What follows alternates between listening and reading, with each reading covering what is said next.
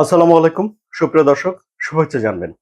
সবচেয়ে বড় প্রশ্ন হলো যে সোমবারে পাকিস্তানে যুক্তরাষ্ট্র ইরানের মধ্যে বৈঠক অনুষ্ঠিত হবে কি না। বৈঠক নিয়ে দুই রকমের বক্তব্য পাওয়া যাচ্ছে। মার্কিন প্রেসিডেন্ট ডোনাল্ড ট্রাম্প বলেছেন যে ইরানকে একটা চুক্তি করতেই হবে। যদি ইরান চুক্তিতে না পৌঁছায় তাহলে তিনি ওই যে আগে যে হুমকি দিয়েছিলেন ইরানের বিদ্যুৎ কেন্দ্রগুলো তিনি ধুলায় মিশিয়ে দেবেন, তাদের যত সেতু আছে সব ভেঙে দেবেন, সেই কঠিন কথাগুলো তিনি আবারও উচ্চারণ করেছেন। একই সঙ্গে ডোনাল্ড ট্রাম্প আশা প্রকাশ করেছেন যে ইরান একটা চুক্তি করবে, কারণ তারা যে প্রস্তাব দিয়েছে সেই প্রস্তাব ডোনাল্ড ট্রাম্প বলছেন যে তার কাছে এটি একটি গ্রহণযোগ্য, বাস্তবসম্মত ভালো প্রস্তাব হয়েছে। প্রস্তাবের ভিতরে কি আছে তা আমরা জানি না।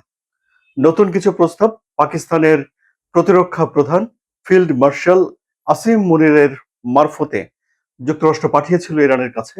সেগুলো ইরান বিচার বিবেচনা করছে, কিন্তু ইরান এই চুক্তিতে সম্মত হচ্ছে কিনা এই বিষয়টি আমরা জানি না।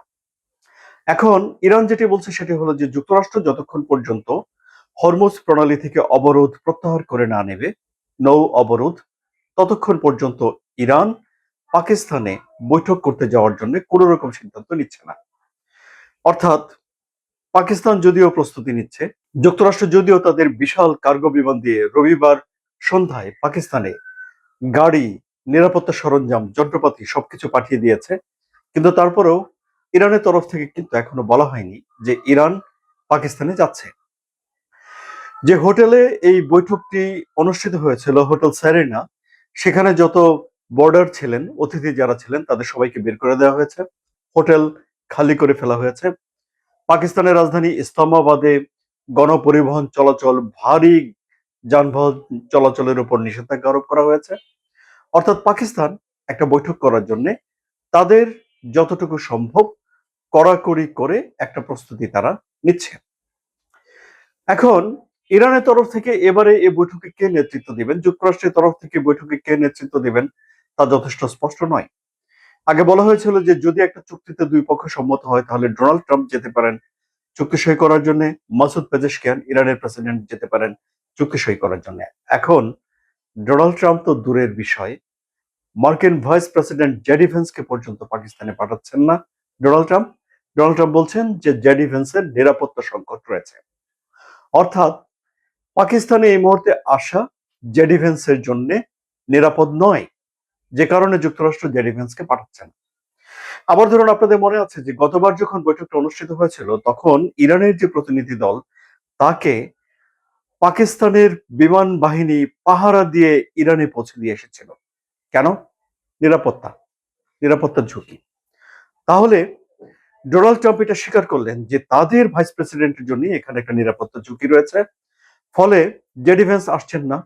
জেরার্ড কুশনার হয়তো আসতে পারেন, স্টিভেন উইটকফ হয়তো আসতে পারেন তাদেরকে মোকাবেলা করার জন্য। তাহলে কি এদিকে আব্বাস আরাকচি আসবেন? তাহলে কি তাদের প্রেসিডেন্ট আসবেন না? তাহলে তাদের স্পিকার কি আসবেন না? তাহলে এই বৈঠকটার যারা অংশগ্রহণ করছেন তারা কি শীর্ষস্থান থেকে কিছুটা নিচু হয়ে যাচ্ছে না বিষয়গুলো? এবার দুটো বিষয় নিয়ে আলোচনার এখনো পর্যন্ত কোনো রকম মীমাংসা হয়নি। একটা হলো যে পারমাণবিক কর্মসূচি বহাল রাখা। ইরানের প্রেসিডেন্ট মাসুদ পেজেশকিয়ান বলেছেন যে এই ইউরেনিয়াম সমৃদ্ধ করা ইরানের অধিকার, এই অধিকার থেকে বঞ্চিত করার জন্য ডোনাল্ড ট্রাম্প কে, এটি তিনি প্রশ্ন তুলেছেন। ডোনাল্ড ট্রাম্প মনে করেন যে ইউরেনিয়াম সমৃদ্ধ করে ইরান যদি একটা পারমাণবিক অস্ত্র তৈরি করে এটি তাদের জন্য, তাদের জাতীয় নিরাপত্তার জন্য হুমকি, ইসরায়েলের জন্য হুমকি তো বটেই। এবং যে ইউরেনিয়াম 60% পর্যন্ত সমৃদ্ধ করেছে তাই ডোনাল্ড ট্রাম্প মাটি খুঁড়ে ধীরে সুস্থে নিয়ে যেতে চায় ইরান থেকে যুক্তরাষ্ট্রে। এখন এই পরিস্থিতিতে প্রশ্ন উঠেছে যে ইরান কি তাহলে সম্মত হবে? সময় কিন্তু টিকটিক করে এগিয়ে যাচ্ছে।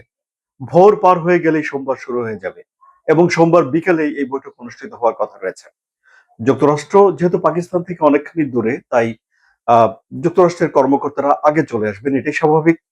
আর পাকিস্তানের সীমান্তে যেহেতু ইরান, কাজে ইরানের কর্মকর্তারা পরে রওনা দিলেও এসে বৈঠকে যোগ দিতে পারবেন। সুতরাং ইরানের জন্য সিদ্ধান্ত নেওয়ার জন্য আরো বেশ কয়েক ঘন্টা সময় রয়েছে। আর যুক্তরাষ্ট্র তো এই বৈঠক করবে সেটি আমরা বুঝতেই পারছি। তাহলে কি বৈঠক হচ্ছে? সুপ্রিয় দর্শক, কি মনে হলো? আপনাদের মতামত কমেন্টে জানান। আলোচনা যদি ভালো লাগে তাহলে সাবস্ক্রাইব করে চ্যানেলের সঙ্গে থাকুন। ধন্যবাদ সবাই।